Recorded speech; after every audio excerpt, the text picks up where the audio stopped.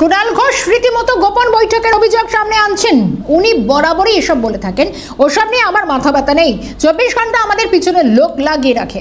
যেহেতু এনআইএ তদন্ত শুরু করেছে তাই দেখাতে হবে এটা রাজনৈতিক পদক্ষেপ, নিজের পিঠ বাঁচাতে হবে বলে এসব বলছেন। 7 দিনের মধ্যে আমাকে নিয়ে আপত্তিকর যেসব কথা বলেছেন সেগুলো প্রত্যাহার না করলে আইনি ব্যবস্থা নেব, কড়া প্রতিক্রিয়া বিজেপি নেতা জিতেন্দ্র তিওয়ারি।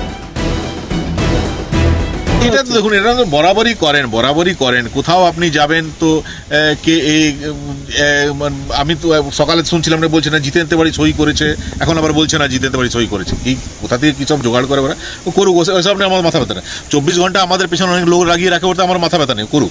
কিন্তু কি ছবি দেখি আপনি নাকি গেছেন এনআইএর কোথায়, কোন দেখান কোন এনআইএর অফিসের সঙ্গে বসে আছি, দেখান কোন এনআইএ অফিসারের সঙ্গে বসে আমি মিটিং করছি, দেখান একটু ছবি। যেহেতু এনআইএ একটা অ্যাকশন নিচ্ছে, এবার সেটাকে দেখাতে হবে যে এটা পলিটিক্যাল অ্যাকশন, নিজের স্কিন বাঁচাতে হবে, নিজের পিঠ বাঁচাতে হবে, সেই জন্য এই ধরনের এলিগেশন আনছে ওরা। জাস্ট স্ক্রুটিনি করছি। অভিযোগের মধ্যে আমি যেটা খবর পেয়েছি যে অনেক এমন কথা আছে যেটা ডিফেমেটরি, এবং যে ডিফেমেটরি যা ওনারা বলেছেন সেটার জন্য আমি ওনাদেরকে 7 দিন সময় দিচ্ছি। 7 দিনের মধ্যে নিজের আমার নিয়ে আপত্তিজনক যেসব কথা বলেছেন সেটা ওনারা নিজের স্টেটমেন্ট প্রত্যাহার করুন, না করলে 7 দিন পর লিগাল নোটিশ দিয়ে তাদের বিরুদ্ধে আমি মানহানি মামলা করব। আপনি কি কোর্টে প্রমাণ হবে কে কি বলছে না বলছে, কোনটা সত্য কোনটা অসত্য, সেটা কোর্টে প্রমাণ। কিন্তু আরেকটা কি